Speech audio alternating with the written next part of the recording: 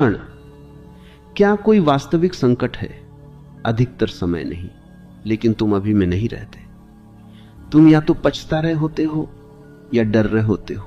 नियंत्रण छोड़ने का अर्थ यह नहीं कि तुम निष्क्रिय हो जाओ।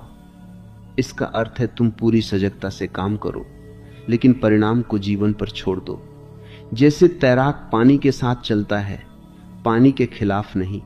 और जब यह अंतर स्थिर हो जाता है, तब जीवन बदल जाता है। तुम्हारी बाहरी परिस्थितियां शायद वैसी ही रहे, लेकिन तुम्हारा संबंध उनसे बदल जाएगा, और संबंध बदलते ही अनुभव बदल जाता है। अब तुम जीवन से लड़ नहीं रहे हो, तुम उसके साथ बह रहे हो। और जब बहाव में भरोसा आ जाता है, तब चिंता की जमीन सूखने लगती है, क्योंकि चिंता को भविष्य चाहिए, पकड़ चाहिए, कहानी चाहिए। और तुम कहानी से बाहर आ चुके हो। तुमने देखा पहचान ढीली हुई, नियंत्रण छोड़ा, समय के भ्रम को समझा, और अब साक्षी में ठहर गए।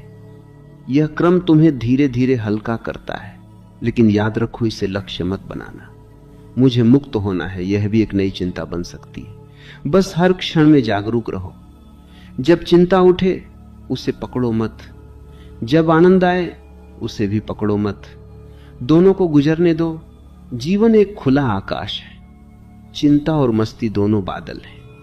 अगर तुम बादल बनोगे तो टकराव होगा, अगर तुम आकाश बन जाओगे तो सब समा जाएगा। मुक्ति आकाश होने में है। अब इस पूरी यात्रा को देखो। शुरुआत में तुम चिंता से भरे हुए थे, धीरे धीरे परतें खुली। अब प्रश्न यह नहीं कि चिंता क्यों होती है, अब प्रश्न है मैं क्यों पकड़ता हूं। और जैसे ही पकड़ ढीली होती है, भीतर एक सहज हंसी उठती है, बिना कारण, बिना उपलब्धि, बिना प्रमाण। वही हंसी तुम्हारी असली मस्ती है। उसे खोजो मत, बस रास्ते से हट जाओ, और तब तुम पाओगे चिंता कभी तुम्हारी थी ही नहीं। वह बस एक गुजरता हुआ विचार था।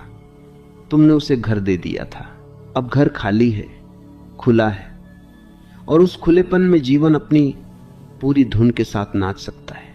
यही मुक्ति है, यही मस्ती है, यही जीवन है।